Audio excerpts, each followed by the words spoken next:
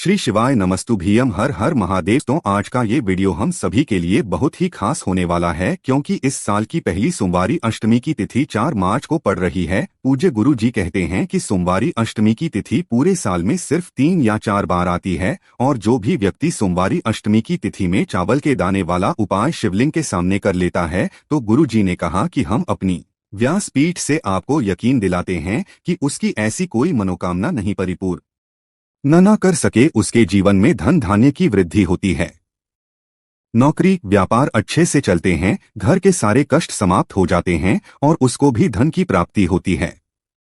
अगर आपके जीवन में भी किसी भी प्रकार की समस्या चल रही है, तो गुरु जी ने कहा कि आपको इस सोमवार या अष्टमी के दिन ये चावल के दाने वाला उपाय जरूर करना चाहिए। तो चलिए जानते हैं इस विशेष उपाय के बारे में, लेकिन उससे पहले एक प्रार्थना, अगर आप चैनल पर नए हैं तो कृपया हमारे चैनल वास्तविक जानकारी को सब्सक्राइब अवश्य कर लें।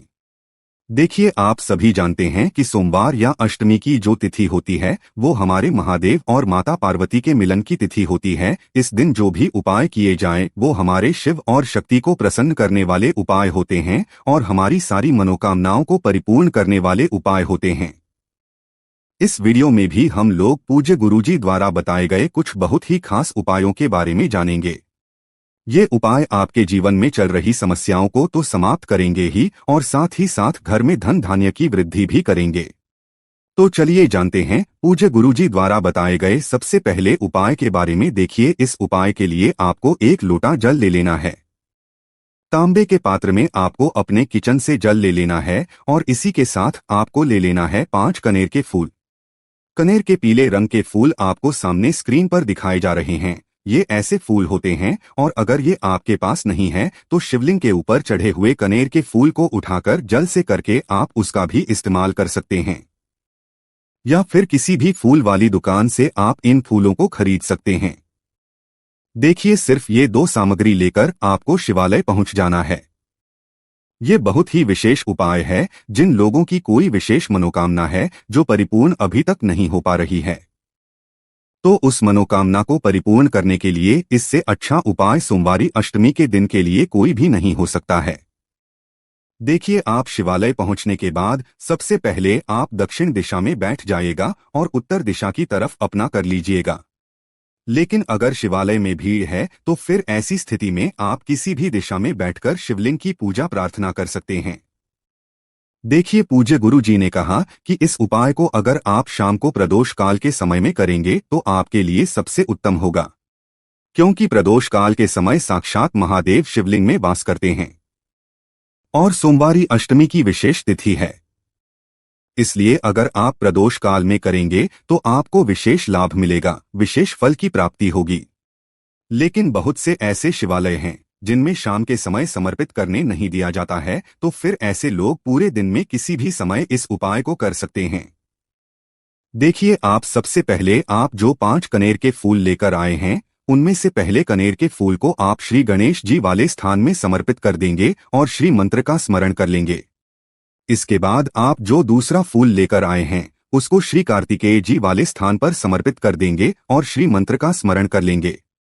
इसके बाद आप जो तीसरा कनेर का फूल लेकर आए हैं उसको माता अशोक सुंदरी वाले स्थान में समर्पित कर देंगे और श्री शिव मंत्र का स्मरण कर लेंगे। इसके बाद आप जो चौथा कनेर का फूल लेकर आए हैं उसको माता पार्वती के हस्तकमल में समर्पित कर देंगे।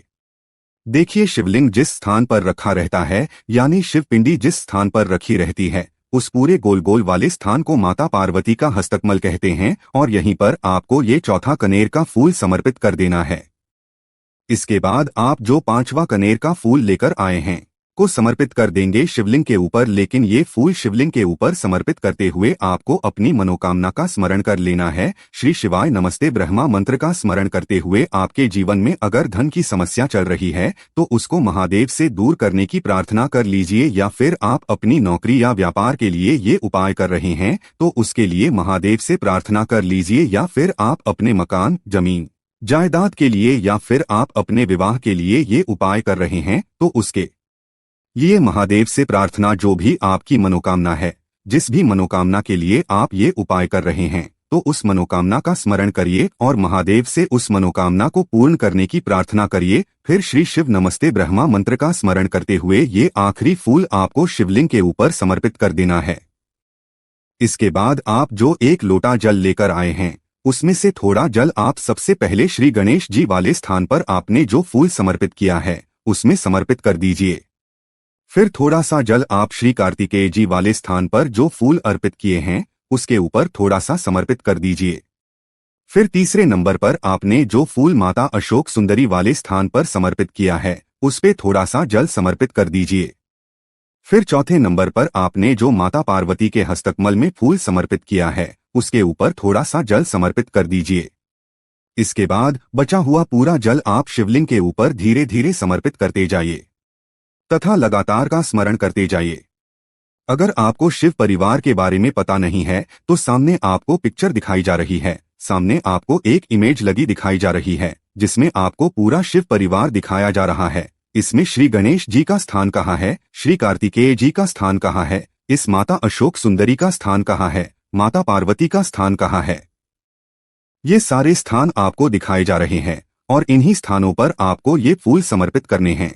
पूज्य गुरु जी कहते हैं कि जो भी व्यक्ति सोमवार की अष्टमी की तिथि में इन 5 स्थानों पर यानी इस पूरे शिव परिवार के ऊपर ये कनेर के फूल करके जल समर्पित कर देता है तो उसके जीवन की कोई भी मनोकामना हो वो महादेव की कृपा से बहुत ही जल्द परिपूर्ण हो जाती है। तो दोस्तों इस विशेष उपाय को आप जरूर करिएगा। अब जानते हैं गुरु जी द्वारा बताए गए दूसरे खास उपाय के बारे में। ये उपाय भी आपकी मनोकामना को ही परिपूर्ण करने के लिए है। इस उपाय के लिए भी आपको एक लोटा जल ले लेना है और साथ ही साथ एक बेलपत्र ले लेनी है। एक लोटा जल आपको अपने किचन से लेना है और बेलपत्र अगर आपके पास हो तो ले लीजिए, ना हो तो फिर आप शिवलिंग के ऊपर चढ़ी हुई बेलपत्र को उठाकर जल से शुद्ध करके फिर उसका भी इस्तेमाल कर सकते हैं। अगर आप पहला उपाय ना कर सके तो फिर आप इस दूसरे उपाय को कर सकते हैं। दोनों ही उपाय आपके जीवन की मनोकामना को परिपूर्ण करने के लिए है, धन धान्य के भंडार को भरने के लिए है। देखिए, आप सबसे पहले ये दोनों सामग्री लेकर आपको पहुंच जाना है किसी भी बेलपत्र के वृक्ष के नीचे। ये उपाय भी आप सुबह से लेकर शाम तक किसी भी समय कर सकते हैं। बेलपत्र के नीचे पहुंचकर बेलपत्र की जड़ के आसपास आपको कहीं बैठ जाना है, लेकिन आपको अपना फेस उत्तर दिशा की तरफ करना है, यानी आपका जो चेहरा होगा वो उत्तर दिशा की तरफ होगा। उत्तर दिशा की तरफ आपको अपना मुख रखना है और फिर ये एक बेलपत्र आपको अपनी हथेली में रखना है और आपको अपनी मनोकामना बोल देनी है। जिस भी मनोकामना के लिए आप ये उपाय कर रहे हैं अपनी मनोकामना का स्मरण कर लीजिए और इस बेलपत्र को आप बेलपत्र के पेड़ के पास कहीं पर रख दीजिए और श्री मंत्र का स्मरण करते हुए 1 या 2 मिनट बाद इस बेलपत्र को वापस उठा लीजिए। बेलपत्र की जड़ के आसपास कहीं पर रखकर फिर इसको 1 या 2 मिनट बाद वापस उठा लीजिए और फिर ये दोनों सामग्री लेकर आप शिवालय आ जाइए। आप शिवालय आने के बाद ये बेलपत्र आपको शिवलिंग के ऊपर समर्पित कर देनी है और फिर से आपको वही मनोकामना बोल देनी है जो आपने बेलपत्र के वृक्ष के नीचे बोली थी। दोनों जगह आपको एक ही बोलनी है, इस बात का आप स्मरण रखिएगा। फिर इसके बाद आप जो एक लोटा जल लेकर आए हैं इसको धीरे धीरे इसी बेलपत्र के ऊपर समर्पित करते जाइए तथा लगातार श्री मंत्र का स्मरण करते जाइए। पूज्य गुरु जी ने कहा कि जो भी व्यक्ति इस विशेष उपाय को सोमवारी अष्टमी में करता है तो उसकी बड़ी से बड़ी मनोकामना शिव और शक्ति की कृपा से बहुत जल्द परिपूर्ण हो जाती है। अब जानते हैं गुरुजी द्वारा बताए गए तीसरे और सबसे आखिरी उपाय के बारे में। ये उपाय आपके जीवन सारी तकलीफों को समाप्त करके धन धान्य के भंडार को भरने के लिए है। इस उपाय के लिए आपको 31 चावल के दाने ले लेने हैं। 31 यानी 31। 31 चावल के दाने कहीं से भी टूटे हुए नहीं होने चाहिए, खंडित नहीं होने चाहिए। फिर इसी के साथ आपको 31 हरे मूंग के दाने ले लेने हैं, यानी हरे साबुत मूंग के दाने ले लेने हैं, जिसे कहीं कहीं पर हरे खड़े मूंग के दाने कहते हैं। फिर इसके बाद सबसे आखिर में आपको 31 बेलपत्र ले लेनी है।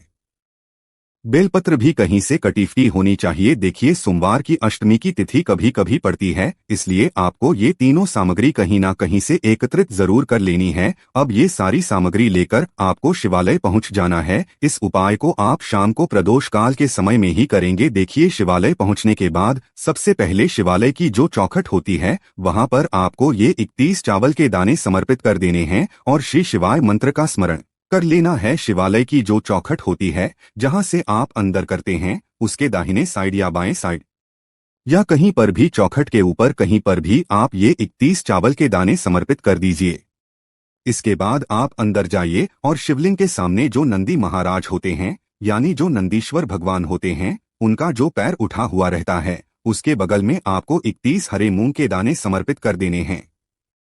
जो पैर उठा हुआ रहता है, उसके बगल में 31 हरे मूंग के दाने समर्पित कर दीजिए और श्री मंत्र का स्मरण कर लीजिए। इसके बाद जो 31 बेलपत्र लेकर आए हैं, उनको जो शिवलिंग में माता अशोक सुंदरी वाला स्थान होता है, वहां पर समर्पित कर देना है।